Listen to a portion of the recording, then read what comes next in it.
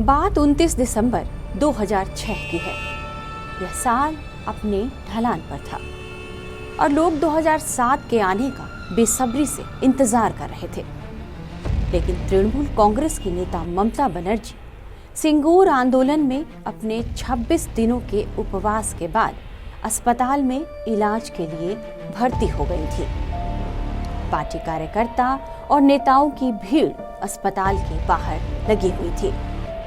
उपवास का ममता बनर्जी के स्वास्थ्य पर बहुत बुरा प्रभाव पड़ा था।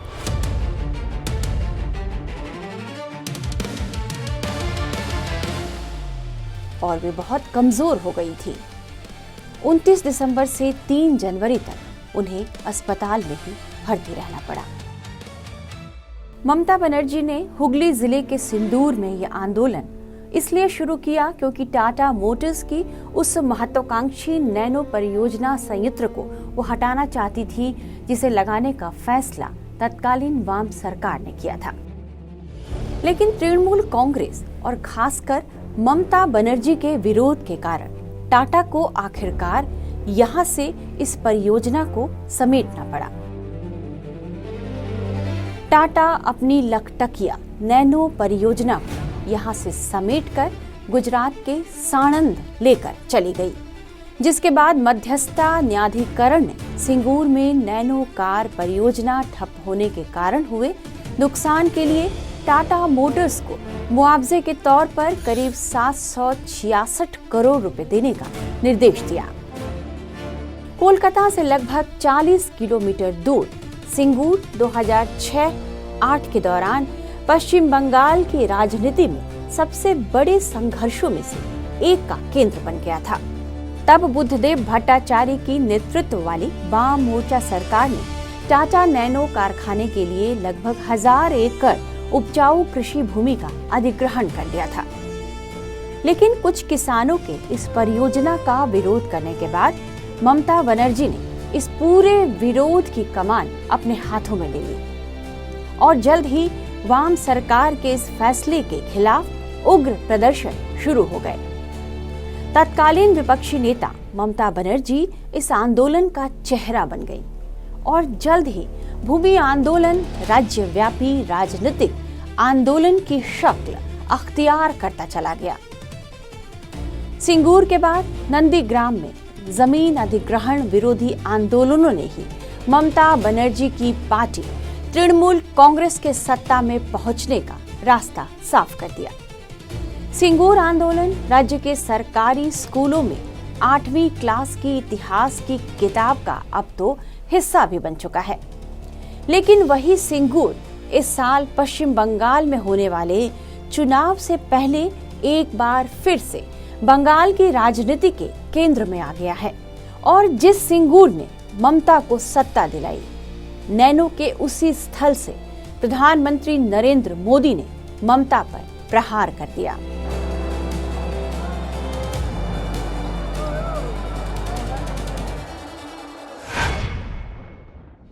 नमस्कार, आप देख रहे हैं टाइम्स नाउ नव भारत का डिजिटल प्लेटफॉर्म और मैं हूं आपके साथ प्रतिभा ज्योति।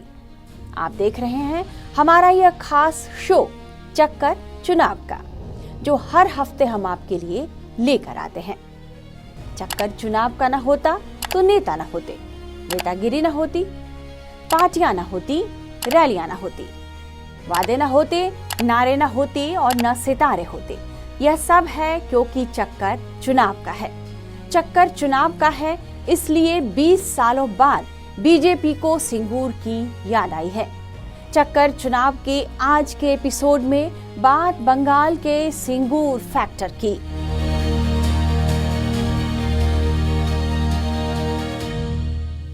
पश्चिम बंगाल के हुगली जिले का सिंगूर फिर से सियासत के केंद्र में है। दरअसल सत्ता के लिए संघर्ष कर रही ममता बनर्जी ने इसी सिंगूर में टाटा की लखटकिया नैनो कार परियोजना के खिलाफ 2006 में एक ऐसा आंदोलन शुरू कर दिया जिसने धीरे धीरे वाम सरकार की जमीन खोदनी शुरू कर दी। उपजाऊ खेती की जमीन बचाने के लिए लेफ्ट सरकार के खिलाफ ममता के जमीन अधिग्रहण विरोधी आंदोलन ने लेफ्ट सरकार को उखाड़ फेंका। ममता बनर्जी ऐतिहासिक जीत के साथ 2011 के चुनाव के बाद सत्ता में आई और राज्य की मुख्यमंत्री बनी। करीब 20 साल के बाद उसी सिंगूर से प्रधानमंत्री नरेंद्र मोदी ममता सरकार को घेर कर आ गए हैं। उन्होंने 18 जनवरी को एक चुनावी रैली को संबोधित किया। पश्चिम बंगाल में इस साल उनकी यह पहली चुनावी रैली थी। यह रैली वहीं हुई जहां कभी नैनो संयंत्र था। पंडाल भी उसी तर्ज पर बनाया गया। इसे देखकर स्थानीय किसानों का दर्द एक बार फिर से ताजा हो गया। बीजेपी इसी अधूरी नैनो परियोजना को बंगाल के औद्योगिक पिछड़ेपन का प्रतीक बताकर ममता सरकार को घेर रही है। अपनी रैली में प्रधानमंत्री मोदी ने राज्य के मुख्यमंत्री ममता बनर्जी और उनकी तृणमूल सरकार पर जमकर आरोप लगाए। प्रधानमंत्री ने क्या क्या कहा, पहले ये सुन लीजिए। देश का मतदाता अब जान चुका है, देश का मतदाता जाग चुका है। ये रुकावट डालने वाले हर किसी को लगातार सजा मिलती रही है। दिल्ली में भी, दिल्ली प्रदेश में एक ऐसी ही सरकार थी जो केंद्र की योजनाओं को लागू नहीं होने देती थी। हम उनको कहते रहे कि दिल्ली के गरीब परिवारों को मुफ्त इलाज देने वाली आयुष्मान स्कीम लागू करो, लेकिन वो सुनते ही नहीं थे। वो राजनीतिक हिसाब किताब में ही लगे रहते थे। इसलिए दिल्ली की जनता ने उनको सत्ता से बाहर का रास्ता दिखा दिया, मुख्यमंत्री को भी घर भेज दिया। और अब दिल्ली में आयुष्मान योजना से गरीबों को मुफ्त इलाज हो रहा है। साथियों, बंगाल की जनता ठान चुकी है, यहां के लोग टीएमसी की निर्मम सरकार को सबक सिखाने वाले हैं, ताकि यहां भी बीजेपी सरकार बने और आयुष्मान भारत योजना बंगाल में भी लागू हो, गरीबों को मुफ्त इलाज मिले। साथियों, बंगाल में भाजपा की डबल इंजन सरकार बननी बहुत जरूरी है। हालांकि स्थानीय टीएमसी विधायक और राज्य के मंत्री बेचाराम मन्ना ने यह आरोप लगाया कि जिस जगह पर पीएम की सभा हुई उसके लिए जमीन मालिकों से इजाजत ही नहीं ली गई थी। कई किसानों ने इसकी शिकायत की। यह उनका कहना है। आपको बता दें कि बेचाराम मन्ना सिंगूर भूमि आंदोलन के प्रमुख सूत्रधारों में से एक रहे हैं। हमारा चीफ मिनिस्टर जिस टाइम रेल मंत्री थे, बंगाल का जितना रेल डेवलप किया है 1% भी नहीं किया, 1% भी। वो एक तो ट्रेन छोड़ के बोलता है हम करा है। आप जरा बोलिए, 10 साल मेरा ममता जी विष्णुपुर तारकेश्वर का सूचना किया था। इतना साल काहे लगा है? वोट आया है, चुनाव आया है, इसलिए झूठा बात बोलने के लिए सिंगूर में बात ली। और सिंगूर का शोभा तो बेहा ही नहीं है। उसको लैंड जो शोभा बनाया है, उसको लैंड का जमीन आदमी को, किसान लोग को परमिशन नहीं लिया। वो जबरदस्त करता है, देश का कानून नहीं मानता है। मई 2006 में राज्य की तत्कालीन लेफ्ट सरकार ने टाटा से नैनो प्लांट के लिए समझौता किया। इसके तहत सिंगूर में 997 एकड़ जमीन का अधिग्रहण किया गया। तत्कालीन वाम मोर्चा सरकार ने उस समय यह दावा किया कि यह परियोजना राज्य में औद्योगिकरण की तस्वीर बदल देगी, लोगों को रोजगार मिलेगा। लेकिन राज्य सरकार पर यह आरोप लगने लगे कि वह किसानों से इस परियोजना के लिए जबरन जमीन छीन रही है। ममता आंदोलन कर रहे किसानों के साथ आ गई।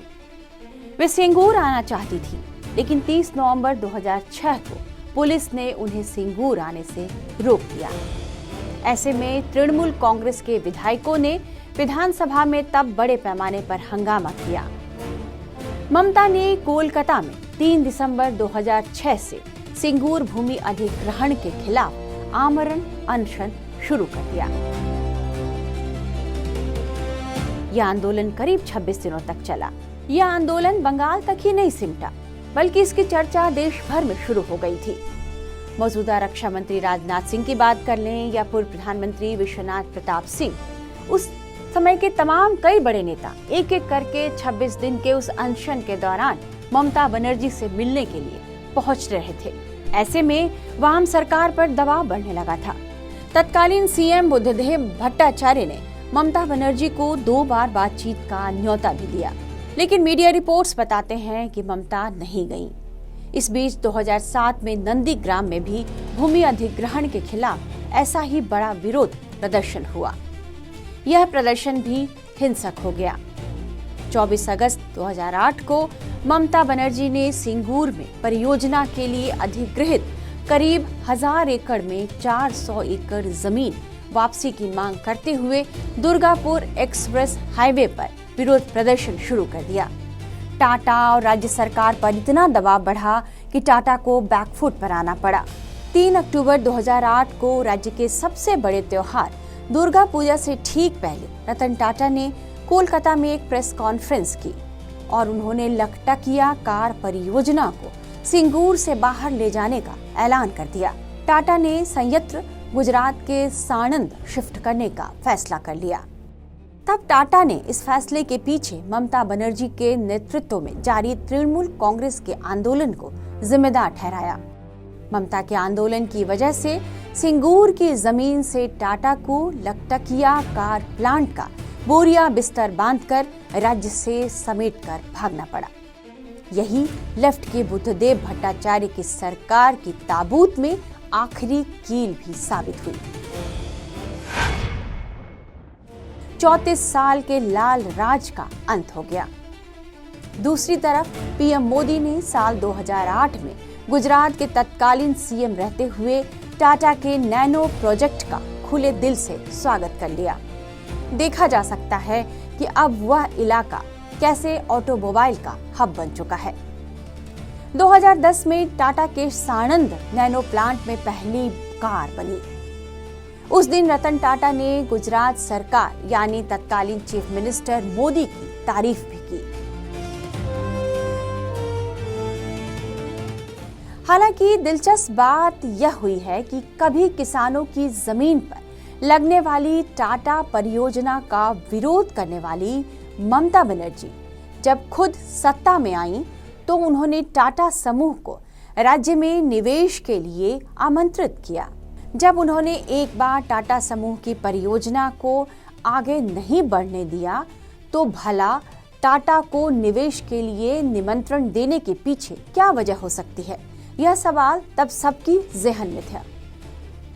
उस बारे में राजनीतिक विश्लेषकों का यह कहना है कि ममता ने जब सिंगूर और नंदीग्राम में जमीन अधिग्रहण विरोधी आंदोलन किया था तब वे विपक्ष में थी, तो उनका मकसद किसी भी तरह वाम मोर्चा को सत्ता से हटाकर खुद सत्ता पर काबिज होना था। वे इसमें कामयाब भी हुई, लेकिन सत्ता में आने के बाद उनको बेरोजगारी से भी निपटना था। कम से कम इसे लेकर कोई ठोस पहल तो करनी ही थी, या कम से कम जनता को ऐसा करते हुए नजर तो आना था। बेरोजगारी मिटाने का रास्ता औद्योगिकीकरण के रास्ते भी जाता है, इसलिए ममता वही कर रही थी। टाटा के साथ अपने रिश्ते को न्यू नॉर्मल करने के लिए ममता बनर्जी अब भी कोशिश कर रही हैं।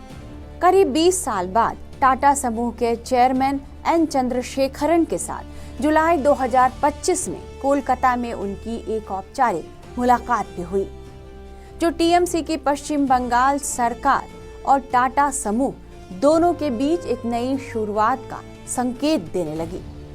यह तस्वीर सियासी गलियारों से लेकर सोशल मीडिया तक चर्चा की वजह बन गई।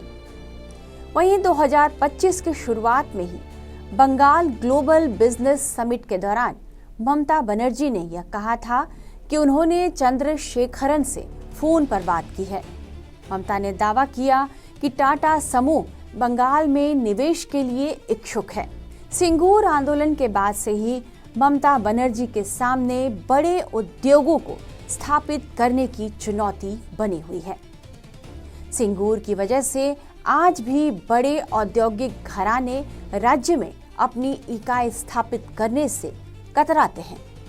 हालांकि मुख्यमंत्री बनने से पहले और बाद में ममता ने यह बात कई बार कही है कि वह कभी भी टाटा के खिलाफ नहीं थी। वह तो तत्कालीन भट्टाचार्य के नेतृत्व वाली सरकार द्वारा जबरन भूमि अधिग्रहण के तरीके के खिलाफ थी। बहरहाल अब जब पीएम मोदी सिंगूर से रैली करके लौट चुके हैं तो बीजेपी नेता यह दावा कर रहे हैं कि अब बंगाल में तेजी से उद्योग धंधे लाए जाएंगे। बंगाल में औद्योगिकरण तेजी से होगा। देखिए, नरेंद्र मोदी जी जनता की मन की भावनाओं की समझ सकते हैं। उस पश्चिम बंगाल की धरती का जो अंतरात्मा की आवाज है वो है 2026 की चुनाव में वो तृणमूल कांग्रेस की विसर्जन देके रहेगा।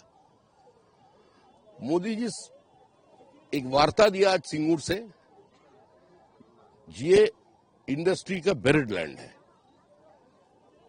उसी में खड़ा होकर आने वाला कल का विकसित पश्चिम बंगाल बनाने का और कर्म संस्थान से लेकर सारे उद्योग को बंगाल पे लाना, बंगाल का जो गौरव था उसको पुनर्प्रतिष्ठित करने का एक वार्ता देके उन्होंने गई।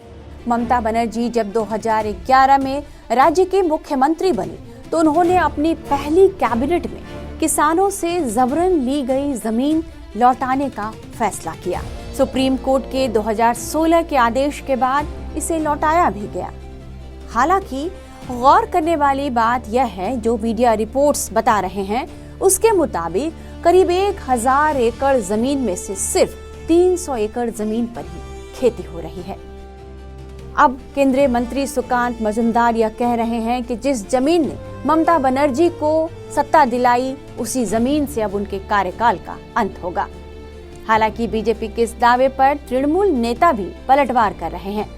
तृणमूल नेता कुणाल घोष ने कहा कि सिंगूर आंदोलन कभी भी टाटा या इंडस्ट्रियलाइजेशन के बारे में नहीं था। टाटा ने बंगाल में बहुत ज्यादा निवेश किया है।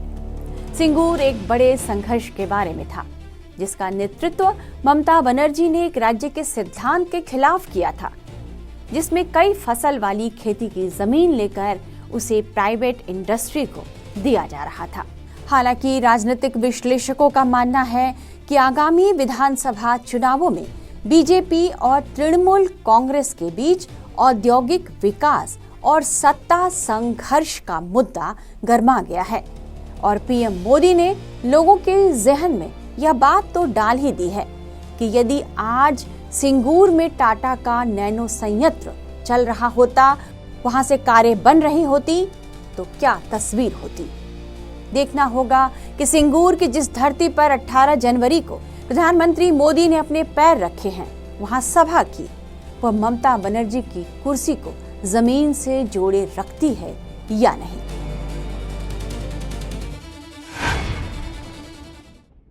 तो ये था आज का चक्कर चुनाव का एपिसोड। आपको ये एपिसोड कैसा लगा कमेंट बॉक्स में जरूर बताइएगा। अगले हफ्ते हम आपसे फिर मिलेंगे। तब तक देखते रहिए टाइम्स नाउ द भारत का डिजिटल प्लेटफॉर्म।